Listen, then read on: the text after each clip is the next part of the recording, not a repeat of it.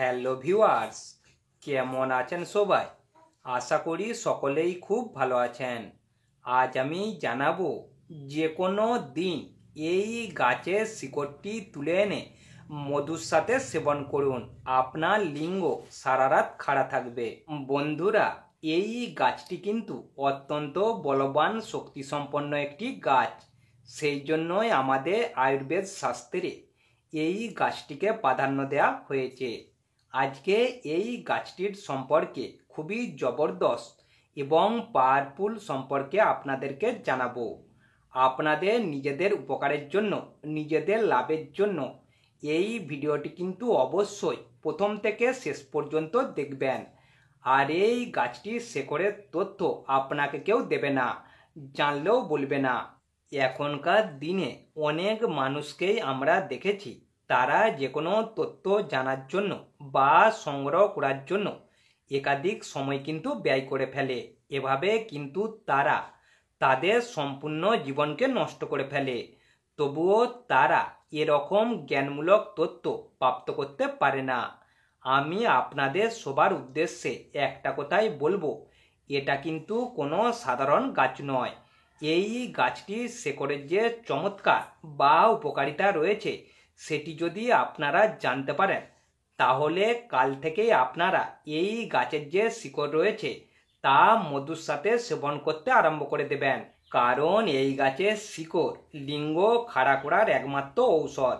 এই ঔষধটি কখন সেবন করবেন এবং কিভাবে মধুর সাথে সেবন করবেন এবং কিভাবে লিঙ্গকে খাড়া করবেন, সেটি জানতে পুরো ভিডিও জুড়ে আমার সাথে থাকতে হবে।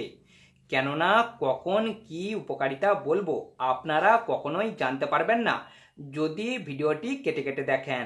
আর আপনি যদি আমাদের চ্যানেলটি এখনো সাবস্ক্রাইব করেননি, তাহলে প্রথমে সাবস্ক্রাইব করে পাশের ঘন্টাটি অন করে রাখুন, কারণ তার ফলে আমাদের পরের দিনের নতুন ভিডিওটি সবার প্রথম আপনি দেখতে পাবেন। চলুন এবারে মূল ভিডিওতে যাওয়া যাক।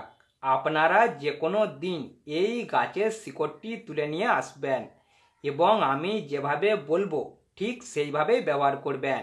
এখনকার যুগে বিয়ের পর যদি স্বামী স্ত্রীর মধ্যে সম্পর্ক ঠিকঠাক না থাকে, তাহলে সংসারে অশান্তি লেগেই থাকে। এখনকার দিনে মেয়েদের কামশক্তি অনেক অনেক বেশি। স্বামী যদি না স্ত্রীর কামের জ্বালা মেটাতে না পারে, তাহলে কামের জ্বালায় পড়ে শরীরের খিদে মেটাতে অনেকেই খারাপ পথে চলে যায়। আপনি কি চান আপনার স্ত্রী খারাপ পথে চলে যাক, অন্য কারোর সাথে সম্পর্ক করুক? আপনি এটা কখনোই চাইবেন না, কেউই চাইবে না। কিন্তু স্ত্রীরা কামের জ্বালায় ছটপট করতে করতে জ্বালা সহ্য করতে না পেরে কারো সাথে ঘনিষ্ঠ সম্পর্ক করে ফেলে। কিন্তু আপনি জেনে গেলেও কিছু করতে পারছেন না, কারণ আপনি আপনার স্ত্রীর কামের জ্বালা মেটাতে পারছেন না। আপনি একদিন সহবাস করার পর আপনার লিঙ্গ আর দাঁড়াচ্ছে না এবং সহবাস করার সময় একটুখানি আপনার বীর্য বেরিয়ে যাচ্ছে, আপনার বীর্য পাতলা হয়ে গেছে। আপনি যদি আপনার স্ত্রীকে শুধুমাত্র নিজের করে রাখতে চান, ও স্ত্রীর কামের জ্বালা মেটাতে চান, ও স্ত্রীর মনে ভালোবাসা দিতে চান, তাহলে আজকে এই গাছের শিকড়টি অবশ্যই ব্যবহার করুন। আপনি যে কোনো দিন সোজা শিকড়টি তুলে নিয়ে বাড়ি চলে আসবেন। বাড়িতে এসে পুরো শিকড়টি ভালোভাবে ধুয়ে নেবেন। পরিষ্কার জল দিয়ে ধোয়া হয়ে গেলে গাছটি থেকে শিকড়টি আলাদা করে শিলবাটাতে মিহি করে বেটে নেবেন। বাটা হয়ে গেলে তার সাথে 1 চামচ পরিমাণ বাটা ও 1 চামচ পরিমাণ মধু একসঙ্গে মিশিয়ে একটি পাত্রে রেখে দেবেন।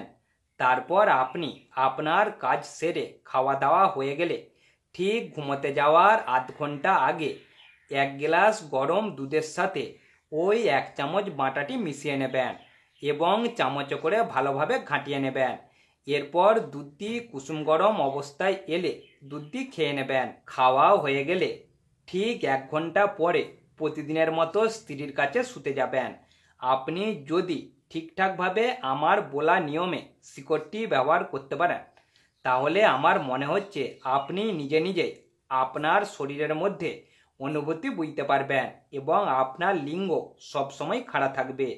আপনি কম করে 3 থেকে 4 ঘন্টা সহবাস করতে পারবেন। আমি আশা করছি 100% আপনি আপনার স্ত্রীর কামের জ্বালা মেটাতে পারবেন।